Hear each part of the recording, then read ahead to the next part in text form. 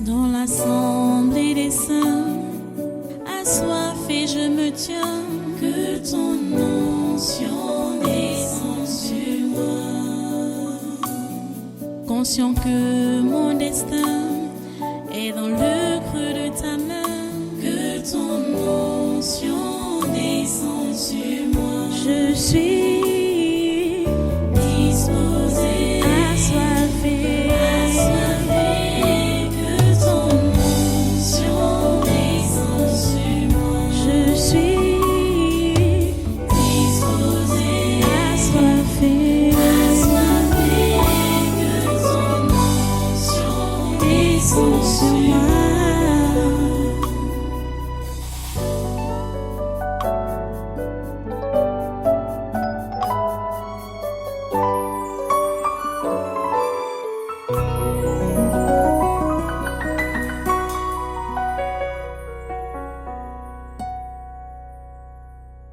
Voilà, tu restes debout et nous allons...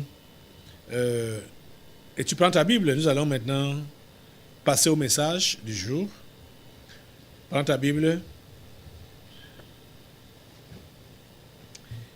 Et tu retournes avec moi dans Éphésiens chapitre 4. Éphésiens chapitre 4. Tu es là? Bon, aujourd'hui, on va juste prendre le verset 28. J'ai dit, nous avons lu du verset 17 au verset 28. Nous allons seulement prendre le verset 28 aujourd'hui. Vous êtes là? Ok, nous lisons. Que celui qui dérobait ne dérobe plus, mais plutôt qu'il travaille en faisant de ses mains ce qui est bien, pour avoir de quoi donner à celui qui est dans le besoin. Prions le Seigneur. Dieu trois fois saint, nous te remercions pour ta parole de ce jour. Et de ces moments, nous te remercions infiniment de nous instruire dans tes voies. Donne-nous la grâce de pouvoir appliquer ce que tu nous enseignes. Donne-nous la grâce de pouvoir appliquer ce que tu nous enseignes. Donne-nous la grâce, ô Dieu, de pouvoir appliquer ce que tu nous enseignes. Nous nous attendons à toi. Nous nous attendons à toi, Seigneur. Que ta volonté se fasse dans nos vies. Seigneur, dispose nos esprits, notre être intérieur à recevoir de toi et surtout à appliquer ce que tu nous conseilles. Merci parce que tu le fais. Au nom de Jésus, nous avons prié. Amen. Prenez place dans sa sainte présence et soyez tous, une fois de plus, les bienvenus à ce congrès de surnaturel de ce dimanche 12 mars 2023. Je vais te poser la question par rapport à ce message. Pourquoi travailles-tu et pour qui travailles-tu? Pourquoi travailles-tu et pour qui travailles-tu? C'est ça que nous sommes en train de développer. Depuis là, les amis, vous devez être des modèles pour vos enfants. Et pour cet aspect du travail, vous devez vraiment être un modèle, un exemple pour vos enfants. Un modèle, un exemple pour vos enfants. Quand on étudie ce que nous sommes en train d'enseigner là, dans la Bible, je veux dire, quand on voit les exemples dans la Bible, on en verra aujourd'hui, on se rend compte que la plupart des personnes, la majorité, ne peuvent pas, du moins, s'ils répondent à la question que j'ai posée, pourquoi travailles-tu et pour qui travailles-tu, on verra que personne, ou je veux dire, il est difficile de trouver des gens qui travaillent en répondant, du moins en accord avec le verset 28 d'Éphésiens 4 qu'on vient de lire. Qu'est-ce que la Bible nous dit ici? Que celui qui dérobait ne dérobe plus, mais plutôt qu'il travaille en faisant de ses mains ce qui est bien. Donc, ne volant pas, hein, mais faisant de ses mains ce qui est bien. Pour avoir de quoi donner à celui qui est dans le besoin. Pourquoi travailles-tu? Et pour qui travailles-tu? Pour qui travailles-tu? On va voir dans un autre passage. Mais ici, là, c'est pourquoi travailles-tu? Pour donner. Et ici même, ce verset 28 nous donne même les deux, peut nous donner, nous donne les deux réponses qu'il faut, normalement. Parce que, d'après ce verset 28, on doit travailler. Pourquoi? Pour aider celui qui est dans le besoin. On doit travailler pour qui? Pour aider celui qui est dans le besoin. Ça répond à tout ça. Vous comprenez ça? Mais est-ce que c'est dans cette visée-là que toi tu travailles? Ou que tu envisages prendre un travail? Que tu es à la recherche d'un travail? Non. Est-ce que c'est dans cette visée-là que tu fais tes études? Que dès que tu auras obtenu tes diplômes, tu vas postuler pour un travail avec cette vision des choses du verset 28 d'Éphésiens 4? Je ne pense pas. Je ne pense pas. Même la plupart des chrétiens engagés, on peut dire engagés, ils n'ont pas songé, et ils n'ont même jamais, beaucoup n'ont jamais songé que leur travail est pour les autres. Ils n'ont jamais songé à cela. Même ceux qui sont généreux là, hein, ils ont fait ça, leur générosité, ils l'ont appliqué, bon, on peut dire naturellement, ou parce qu'ils se sont convertis, bon, ils aiment Dieu, ils aiment les gens, mais ils n'ont pas compris que c'était réellement leur engagement là-bas par rapport au travail, qu'ils doivent faire ce qu'ils font là pour les autres, pour aider les autres. Donc, servir Dieu dans leur travail. Je vous l'ai toujours dit, j'ai pris même des exemples, que la plupart des gens que Dieu a appelés donc, comme ses porte-paroles, Dieu les a pris quand ils étaient en train de faire leur travail séculier. Donc ce qu'on appelle généralement leur gagne-pain. Ils n'avaient aucune ambition de devenir prophète. Ils n'avaient aucune ambition de devenir prédicateur. Ils n'avaient aucune ambition de devenir libérateur.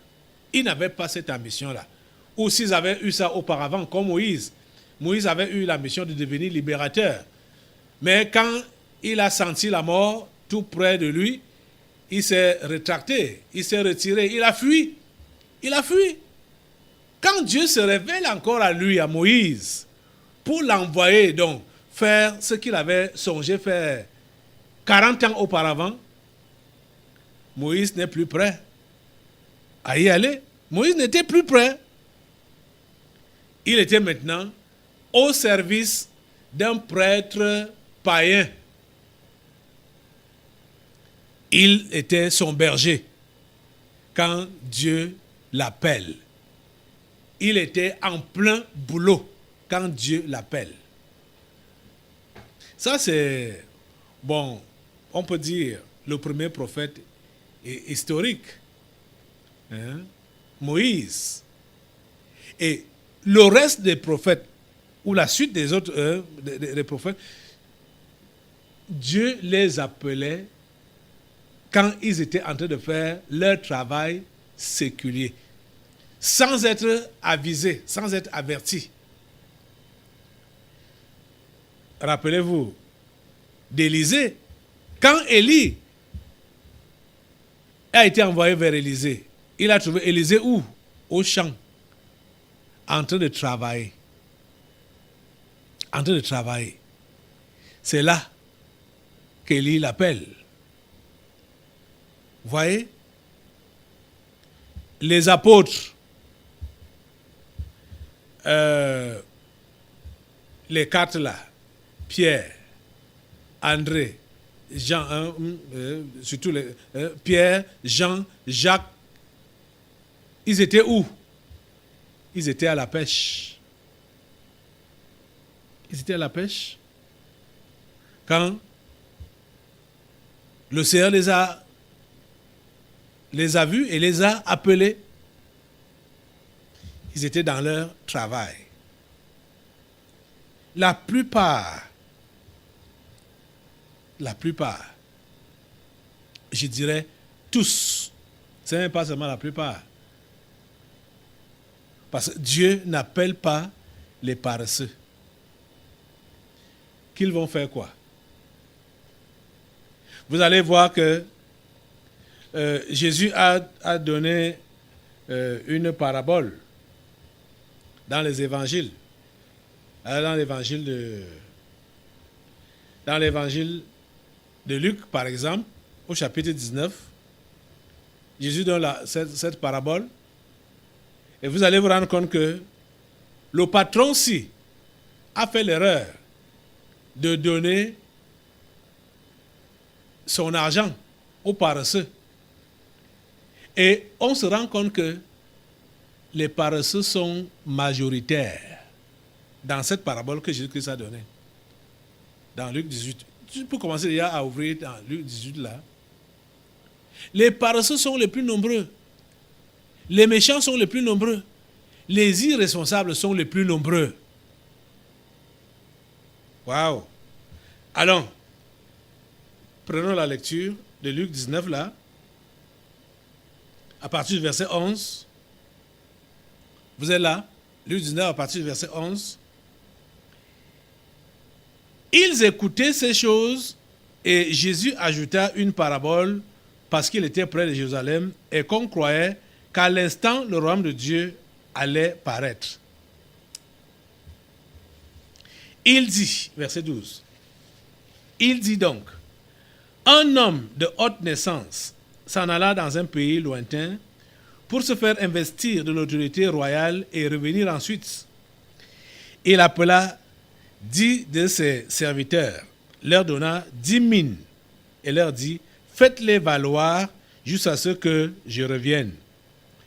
Mais ses concitoyens le haïssaient et ils envoyèrent une ambassade après lui pour dire, nous ne voulons pas que cet homme règne sur nous.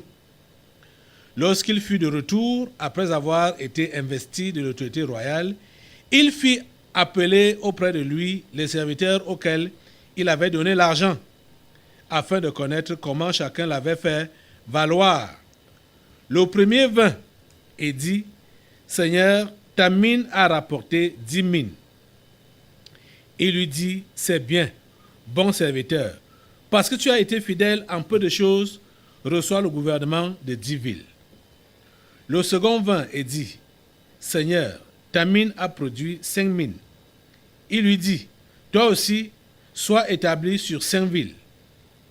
Un autre vint et dit, Seigneur, voici ta mine que j'ai gardée dans un linge, car j'avais peur de toi, parce que tu es un homme sévère. Tu prends ce que tu n'as pas déposé et tu moissonnes ce que tu n'as pas semé. Il lui dit, je te juge sur tes paroles, méchant serviteur. Tu savais que je suis un homme sévère, prenant ce que je n'ai pas déposé et moissonnant ce que je n'ai pas semé. Pourquoi donc n'as-tu pas mis mon argent dans une banque afin qu'à mon retour, je le retirasse avec un intérêt. Puis, il dit à ceux qui étaient là, ôtez-lui la mine et donnez-la à celui qui a les 10 mines. Ils lui dirent, Seigneur, il a 10 mines. Je vous le dis, on donnera à celui qui a. Mais à celui qui n'a pas, on ôtera même ce qu'il a. Voilà donc la parabole que Jésus-Christ raconte à ses disciples. Et nous sommes en train de voir là la mentalité des uns et des autres. Les bons et les mauvais ouvriers. Les bons et les mauvais travailleurs. Vous voyez que le patron ici a pris 10 serviteurs, leur a donné à chacun une mine, 10 mines, une mine à chacun, pour qu'ils fassent valoir cela. Mais regardez, à son retour, combien sont revenus pour rendre compte du capital qui leur avait été donné? 3 seulement. Et parmi les 3, c'est 2 seulement qui ont rendu un bon compte. Regardez donc, sur 10 personnes, ce n'est que 2 qui ont été sérieuses. Les 8 autres, parce que même celui qui est venu avec la seule mine là, à qui on a donné la mine et qui a remis la mine, il n'a rien fait de bon. Vous entendez même ses propos. Vous entendez ses propos? Les autres, les 7 autres étaient portés disparus, ni vus ni connus. Vous voyez donc comment Dieu souffre dans son être. Il sait ce qu'il a confié à chacun de nous, comme mine ou comme talent ou comme capacité de faire, d'agir, d'entreprendre. Mais ils sont majoritaires, ceux-là qui ne foutent rien. Donc, ils sont très peu nombreux. Si le Seigneur permet que vous soyez enseignés à ce sujet maintenant, c'est parce qu'il voudrait augmenter le nombre de ceux qui comprennent le but du travail. Le Seigneur veut augmenter le nombre. La majorité des personnes qui peuplent cette planète Terre et la majorité de ceux-là qu'on dit, on peut appeler chrétiens, ne savent pas pour qui ils travaillent et pourquoi ils travaillent. Ils ne savent pas. La majorité, c'est que je travaille, c'est le pain quotidien. Je travaille pour me nourrir et nourrir ma famille. Je travaille pour réaliser. C'est ça qui est calé dans les têtes. Et c'est ça qui se manifeste dans les comportements. C'est la raison pour laquelle vous allez voir que les gens sont égoïstes. Quand celui-là estime qu'il a souffert dans sa vie pour gagner ce qu'il gagne, il ne peut pas donner à quelqu'un d'autre. Il ne peut pas. Ou quand quelqu'un sait, voilà pour celui qui a gagné et qui s'est assis, il ne peut pas donner parce qu'il estime qu'il a trop souffert dans sa vie. Donc, c'était pour lui-même. Il a travaillé comme ça là pour lui-même. Il a travaillé comme ça là pour ses enfants. C'est tout. Il est égoïste. Les gens sont égoïstes. Ou alors, pour celui qui est en train de chercher encore à travailler ou à amasser, sa vision du travail, ce n'est pas, d'après le verset 28 de Éphésiens 4, donc travailler pour donner à celui qui est dans le besoin. Non, ce n'est pas ça qui vient dans sa tête. Ce qui vient dans sa tête, c'est que je travaille, ou s'il a déjà trouvé dans le travail, il dit, ce travail, c'est pour me relever, c'est pour me situer dans cette vie. Et que dans l'avenir, je puisse garantir, que dans le futur, je puisse garantir l'avenir de mes enfants. C'est dans ce but-là. Donc, beaucoup de gens font le travail et juste avec des pensées, rien qu'avec des pensées égoïstes. Rien qu'avec des pensées égoïstes. Ils travaillent pour qui? Pour eux-mêmes et pour leur progéniture. Ils travaillent pourquoi? Pour avoir de quoi manger et avoir de quoi laisser à leur progéniture. Voilà pourquoi ils travaillent. Pour qui ils travaillent? Pour eux-mêmes et pour leur progéniture. C'est tout. Les autres ne sont pas au programme. Donc Dieu n'est pas au programme. Il n'est pas au programme. C'est pourquoi vous allez voir qu'ils s'adonnent. Ils s'investissent. Et celui-là va donc dire que je ne peux plus prier comme avant parce que je suis pris par mon travail. Je ne peux plus venir à l'église comme avant parce que je suis pris par mon travail. Je ne viens plus aux prières, aux intercessions parce que je suis pris par mon travail. Je vous ai enseigné que si c'est ça que vous dites que cela vous est arrivé, que le travail vous occupe au point où vous n'avez plus le temps pour Dieu, ça veut dire que vous ne travaillez pas pour Dieu. Vous ne travaillez pas pour lui. Ce travail n'est pas pour la gloire de son nom. Parce qu'aucun travail ne doit nous empêcher d'être en communion avec Dieu. Aucun travail qui est de Dieu, qui a été pourvu par Dieu et qui est fait pour Dieu, ça ne doit pas nous empêcher d'être en communion avec Dieu. Ça ne doit pas nous déconnecter de Dieu. Notre travail ne doit pas nous déconnecter de Dieu. Tu es au travail et tu es connecté avec Dieu. Ta relation avec Dieu est fluide quand c'est un travail qui est pour la gloire de son nom.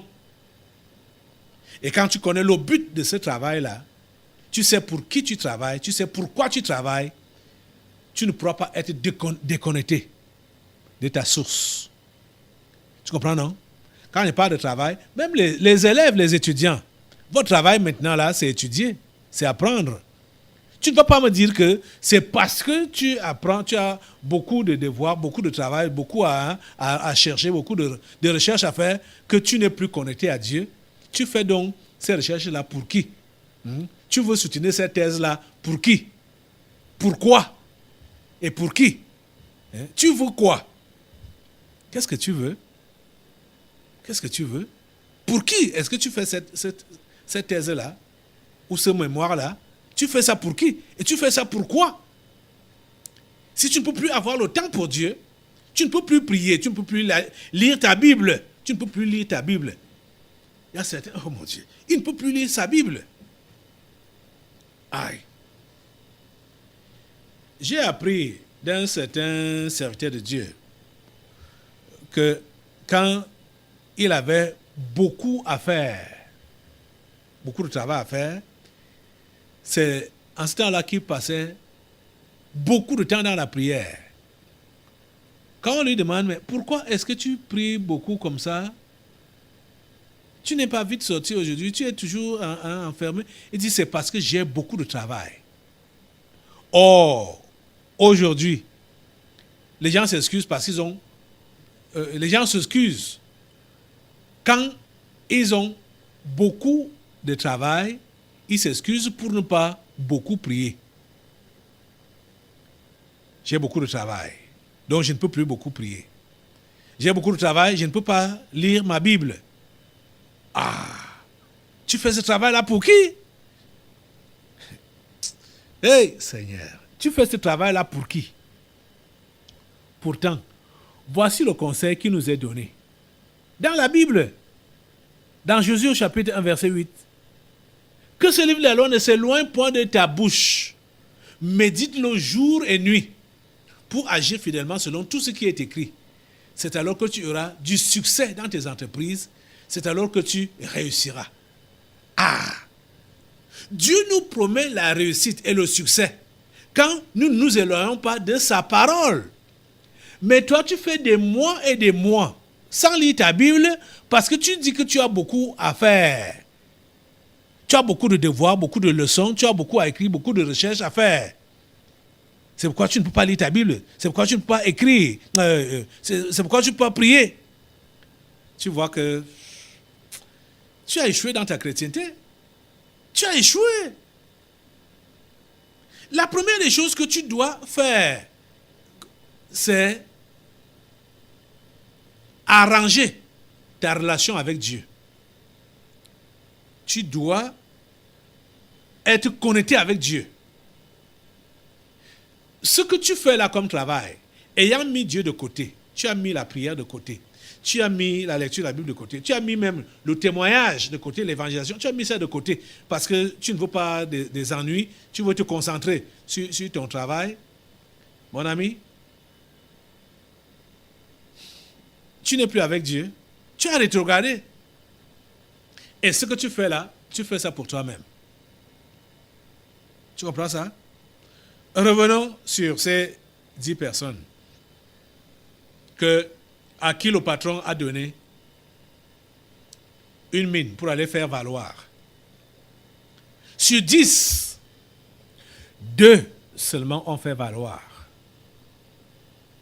Vous voyez que sur ces 10 personnes, ce n'est que 2 qui ont compris pour qui ils travaillaient et pourquoi ils travaillaient.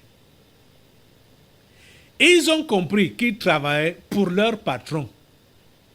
Et ils ont compris qu'ils travaillaient pour que l'activité ou les affaires de leur patron progressent, prospèrent. C'est leur réponse qui, du moins c'est leur propos qui nous révèle ce que je viens de dire là. On nous dit au verset 16 que le premier vint et dit, Seigneur, ta mine a rapporté 10 mines. Ta mine a rapporté 10 mines. Vous voyez, celui-là, même comme le second, ils ont eu le même langage. C'est ça qui est dit ici, là. Parce qu'au verset 18, c'est la même chose. Le second vint et dit, Seigneur, ta mine a produit 5 mines. Ces 2 individus savaient que ce qu'ils possédaient n'était pas pour eux, mais pour leur patron. Ils savaient ça. Et ils ont donc dit, le premier a dit, le premier vint et dit, Seigneur, ta mine a produit 10 mines. Le patron lui dit, c'est bien, bon serviteur, parce que tu as été fidèle en peu de choses, reçois le gouvernement de 10 villes. Ça, c'était une surprise. Ce monsieur ne savait pas ce que le patron avait derrière la tête. Il ne savait pas. Oh, les amis, c'est bon d'avoir un bon cœur. Hein? C'est bon d'avoir un bon cœur. C'est bon d'avoir un bon cœur et c'est bon de chercher à toujours bien agir. Quand on a un bon cœur et quand on agit bien, on est récompensé. Mais écoutez, avoir un bon cœur et agir bien, ce n'est pas le genre de cœur qui agit avec les calculs. Avec les calculs, tu dis, bon, je vais bien faire et puis, bon, je serai récompensé. Ceux-ci ne s'attendaient à rien. Ils ne s'attendaient à rien. Ils savaient seulement qu'on leur a confié des mines. Et ce n'était pas leur argent. C'était l'argent de leur patron. Et il fallait un bon rendement. Quand le patron est venu ces deux sont venus, chacun a présenté son rendement. Vous voyez que c'était selon leur capacité. Le premier était très entreprenant. Au point où la mine a produit jusqu'à 10. Le second, bon, ça a produit 5, mais ce n'était pas mauvais. Vous voyez? Mais ils avaient des bons cœurs. Cher ami, il faut avoir un bon cœur. Il ne faut pas avoir un cœur épiné avec des cornes. Il faut avoir un bon cœur. L'autre jeudi, j'ai mis Abraham sur discipline, Nubisi, par rapport, et ça s'est révélé par rapport à son état de cœur. Je crois qu'on vous a envoyé les images dans les groupes et vous avez pu voir ce que cet homme a commis sur cet enfant, l'enfant de son frère. Oh my God. Ta grâce. Je ne pense pas que, même comme il a le cœur épiné, mauvais cœur, il peut faire comme ça là à ses propres enfants. Je ne pense pas. Je ne pense pas. Vous voyez? Il faut avoir un bon cœur. Quand on a un bon cœur, on va être surpris par Dieu, par les bienfaits de Dieu. On va être surpris. Ces deux serviteurs étaient surpris par le geste de leur patron. Juste parce qu'ils ont eu un bon cœur. Ils ont compris que leur patron leur a confié son argent. Ils savaient qu'ils géraient l'argent de leur patron et non leur argent. Et il fallait seulement bien gérer ça. C'est ce qu'ils ont fait. Et ils sont surpris par la récompense. La récompense était quoi? Le gouvernement de 10 villes pour le premier et le gouvernement de 5 villes pour le deuxième. Mais l'histoire nous fait savoir que 7 de ces gens étaient portés disparus. Donc, ils sont partis avec l'argent d'autrui. Quand le patron est venu, ils n'ont pas rendu compte. Le troisième, voici ce que lui il a fait. Un autre vint et dit, Seigneur, voici ta mine. Voici ta mine que j'ai gardée dans un linge. Oh mon Dieu.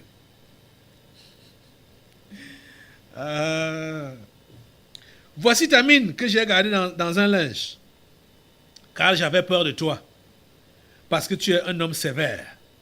Tu prends ce que tu n'as pas déposé et tu moissonnes ce que tu n'as pas sémé.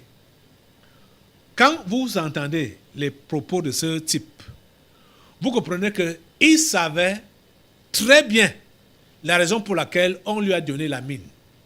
Et parce que le patron avait déjà dit ça, a donné cette raison. Il a dit ça. Hein? Il appela, verset 13 dit que, il appela 10 de ses serviteurs, leur donna 10 mines et leur dit, faites-les valoir jusqu'à ce que je revienne. Donc, faites-les valoir. Ça veut dire que multiplier cela. Donc, il savait très bien ce que le patron attendait de lui. Mais il a dit, moi je vais travailler et c'est lui qui va gagner. Moi je vais travailler, je vais me peiner. Je ne sais pas quand est-ce qu'il va revenir. Non, non, non. Moi-même j'ai mes occupations. Il faut que je puisse me nourrir et nourrir ma famille. Pas à me vertuer pour faire multiplier la mine de mon patron. Je connais sa mentalité. Donc moi je vais travailler et c'est lui qui va profiter. Jamais. Je garde son argent. Je ne veux pas créer des problèmes. Je ne veux pas créer des problèmes. Je ne veux pas des ennuis. Je garde son argent. Je m'occupe de ma vie et de ma famille. C'est comme ça que celui-là avait réfléchi. Vous voyez la méchanceté du cœur? Oh mon Dieu. Je ne veux pas des ennuis. Il prétend qu'il ne veut pas des ennuis. Je ne veux pas des ennuis. Je garde son argent. Et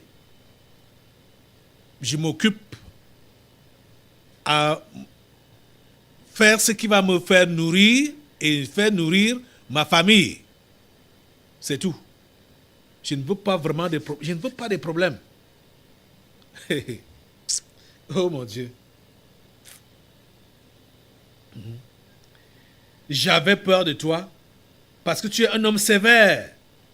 Tu prends ce que tu n'as pas déposé. Si je fais multiplier cette mine, je travaille avec cet argent, ça donne une autre mine. Mais est-ce que c'est lui qui a travaillé ça? Est-ce que c'est mon patron qui a travaillé? Mais quand il va venir, il va récupérer ça. Alors que ce n'est pas lui qui a travaillé. Vous voyez? Il dit, tu prends ce que tu n'as pas déposé. Et tu moissonnes ce que tu n'as pas semé. Moi, je vais semer. Moi, je vais me peiner. Je vais transpirer. Je vais souffrir. Et lui viendra seulement récolter le bénéfice. Jamais de la vie. Je ne peux pas faire ça. C'est comme ça que celui-là avait réfléchi. Et il a mis à exécution ses réflexions. Et quand le patron est venu, il n'a pas caché ça. Il lui a craché ça en face. Vous voyez? Et c'est comme ça que plusieurs sont. C'est comme ça qu'ils disent qu'ils sont chrétiens, enfants de Dieu, mais méchants. Méchants jusqu'à l'os. Méchants jusqu'à la moelle. Méchants. Ils ne veulent pas le bien de l'autre. Ils ne veulent même pas le bien de son patron. N'en parlons pas de l'autre. Puisque oh mon Dieu. Puisque celui-ci, ce troisième serviteur, il ne pouvait pas comprendre le verset 28 d'Éphésiens 4, que celui qui volait ne vole plus, mais qui travaille de ses propres mains à faire ce qui est bien, pour donner à celui qui est dans le besoin. Quoi? Moi, je vais travailler pour aller rencontrer ses besoins. Lui qui n'a rien fait. Parce qu'il est dans... Non. Je ne peux pas le faire. Pour qui travailles-tu? Et pourquoi travailles-tu?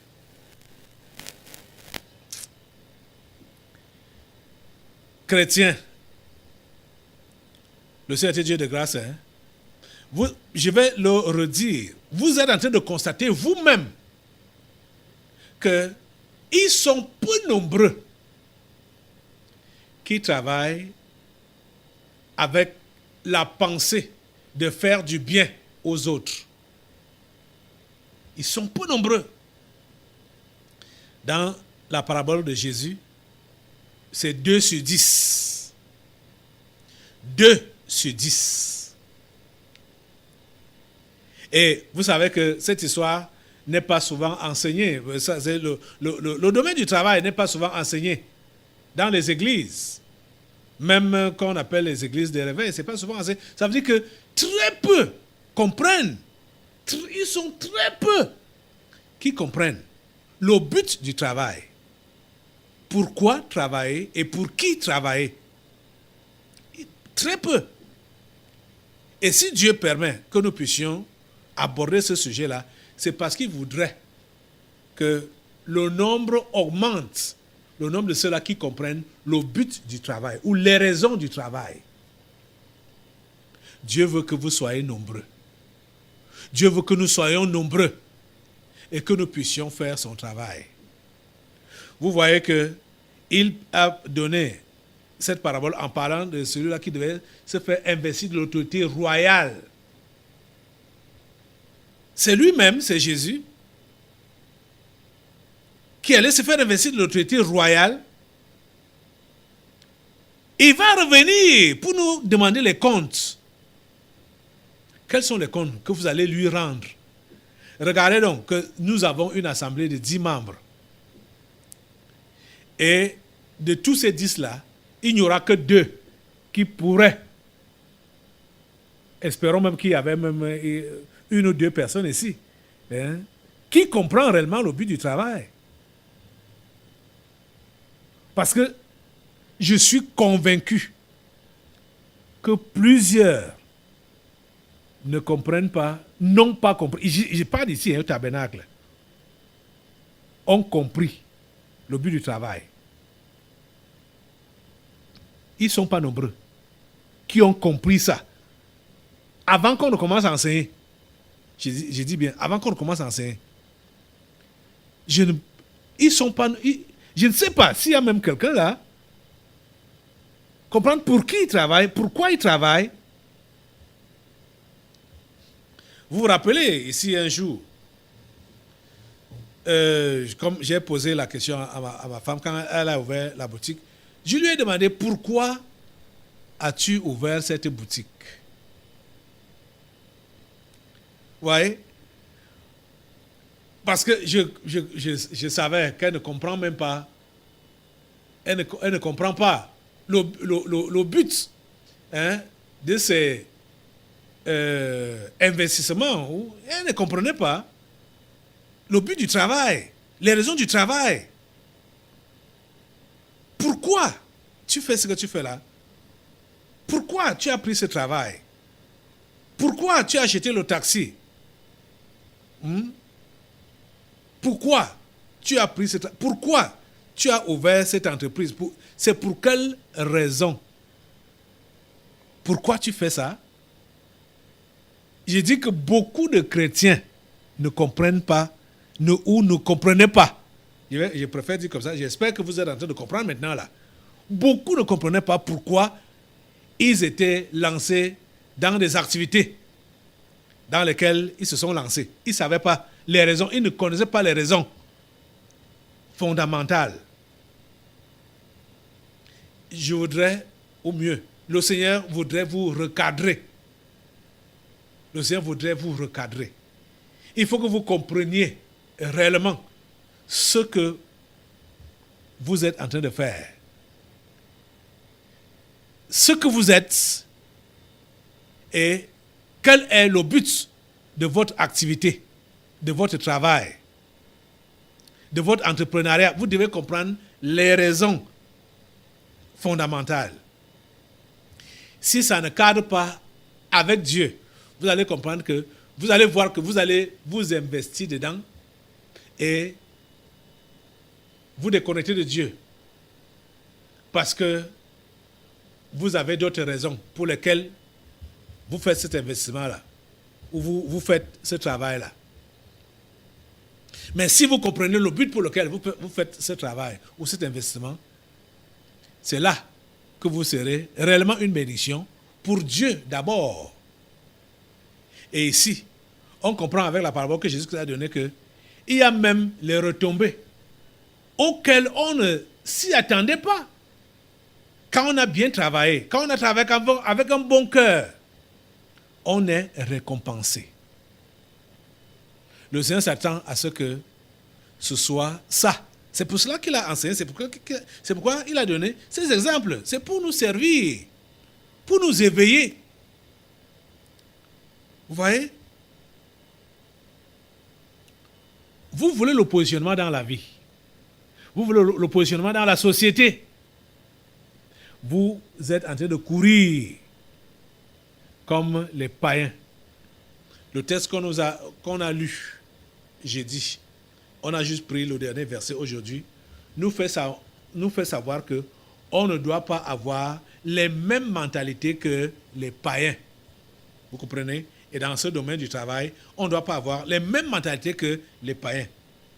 Voici donc ce que je dis et ce que je déclare dans le Seigneur, c'est que vous ne devez plus marcher comme les païens qui marchent selon la vanité de leurs pensées. Ils ont l'intelligence obscurcie, ils sont étrangers à la vie de Dieu à cause de l'ignorance qui est en eux, à cause de l'endurcissement de leur cœur. Ayant perdu tout sentiment, ils sont livrés à la dissolution pour commettre toute espèce d'impureté jointe à la cupidité. Mais vous, ce n'est pas ainsi que vous avez appris Christ. Vous comprenez? On ne doit pas avoir la même mentalité que les païens en ce qui concerne le travail. Il ne faut pas avoir la même mentalité. Donc tu dois savoir pour qui tu travailles et pourquoi tu travailles. Ok. Je vais finir en vous lisant maintenant la sanction qui a été donnée à celui qui a mal travaillé. Verset 22 de Luc 19. Il lui dit, je te juge sur tes paroles, méchant serviteur. Tu savais que je suis un homme sévère, prenant ce que je n'ai pas déposé et moissonnant ce que je n'ai pas semé. Pourquoi donc n'as-tu pas mis mon argent dans une banque, afin qu'à mon retour, je le retirasse avec un intérêt? Verset 24. Puis il dit à ceux qui étaient là, ôtez-lui la mine et donnez-la à celui qui a les 10 mines. Ils lui dirent, Seigneur, il a 10 mines. Verset 26. Je vous le dis, on donnera à celui qui a, mais à celui qui n'a pas, on ôtera même ce qu'il a. Vous savez pourquoi on ôte à ceux qui n'en ont pas? C'est parce qu'ils sont des paresseux et des méchants. Le paresseux ne peut pas prospérer. Le méchant ne peut pas prospérer. Et ce qui devait lui revenir, ou ce qu'il avait même, Dieu va prendre ça et donner à celui qui a un bon cœur et qui est travailleur. Vous êtes en train de comprendre ça? Voilà.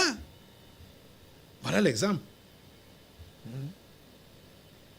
Donc, le paresseux ne peut rien avoir. Rien.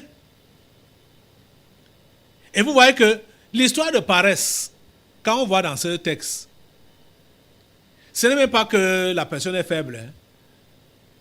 Ce n'est pas la mollesse. C'est juste le mauvais cœur. La méchanceté. Parce que tu ne veux pas faire pour que l'autre voie du bien. Tu ne veux pas travailler pour que l'autre profite. Parce que tu estimes que l'autre va profiter. Donc tu refuses. Et tu fais méchamment le travail que tu es appelé à faire. Vous voyez?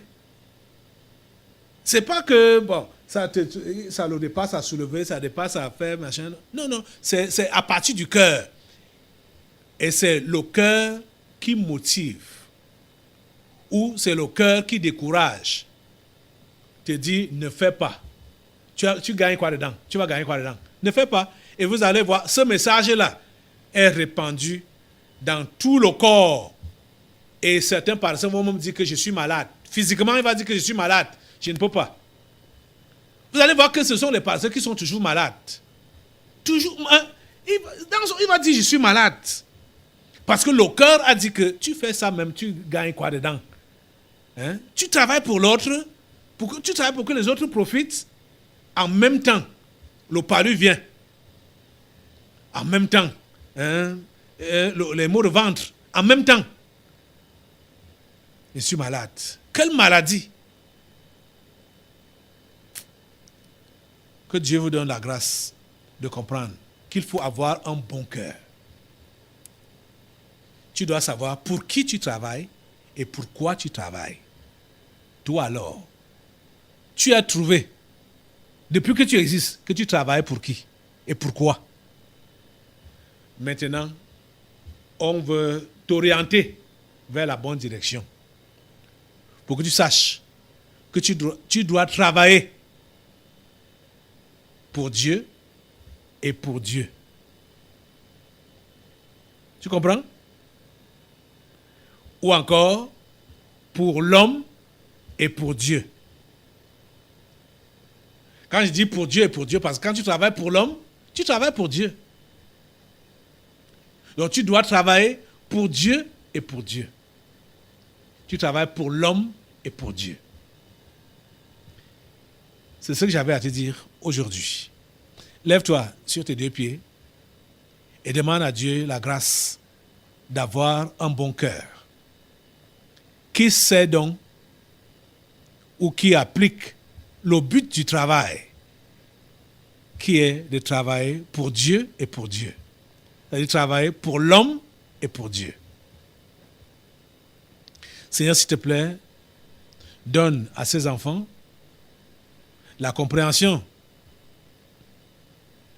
de ce que tu as enseigné aujourd'hui. Et donne-leur la grâce de faire partie de ces hommes et femmes recherchés, fidèles à travailler pour l'homme et pour Dieu. Donc à travailler pour Dieu et pour Dieu. Au lieu de travailler pour eux-mêmes et pour leur progéniture. S'il te plaît, interviens dans ces vies Interviens, Seigneur. Merci de le faire. Au nom puissant de Jésus, nous avons prié. Amen. En vous asseyant, avant de vous asseoir, j'aimerais que vous puissiez bien comprendre que, comme j'ai posé 2 questions au début de ce message, pour qui travailles-tu et pourquoi travailles-tu? Tout à l'heure, c'est seulement pour qui travailles-tu que j'ai répondu, mais il faut également savoir pourquoi travailles-tu. Le verset 28 nous dit la raison pour laquelle on doit travailler et pour qui on doit travailler. On doit travailler pour combler aux besoins d'une nécessité. Donc, pourquoi? Pour combler aux besoins. Et pour qui? Pour la nécessité. Donc, tu travailles pour qui? Pour Dieu. Et pour Dieu, donc pour l'homme et pour Dieu, tu travailles pour quoi? Pour combler aux besoins de Dieu et de l'homme, ou de l'homme et de Dieu. C'est pour combler ces besoins-là. Donc, dans tous les sens, que ce soit pourquoi ou pour qui, il faut qu'on comprenne toujours que c'est Dieu qui prend les devants. Et Dieu prend les devants au travers de l'homme. Tu as compris? Pour qui travailles-tu? Pour Dieu et pour Dieu. Donc pour l'homme et pour Dieu. Pourquoi travailles-tu? Pour combler les besoins de l'homme et de Dieu, ou pour combler les besoins de Dieu et de Dieu. Voilà. Si, comme on a prié Dieu, j'espère que son esprit fait descendre, fait asseoir cet enseignement dans votre esprit pour que vous puissiez l'appliquer. Pour que vous quittiez, vous cessiez d'être païen dans vos comportements et votre conception du travail. Ok. Asseyez-vous. Et nous allons maintenant passer aux délivrances prophétiques. Dans l'assemblée des saints, assoiffé je me tiens, que ton onction descende sur moi.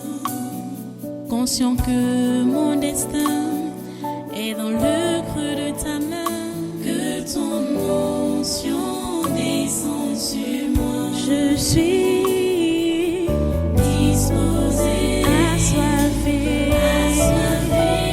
que ton onction descende sur moi. Je suis disposé, assoiffé, que ton onction descende sur moi.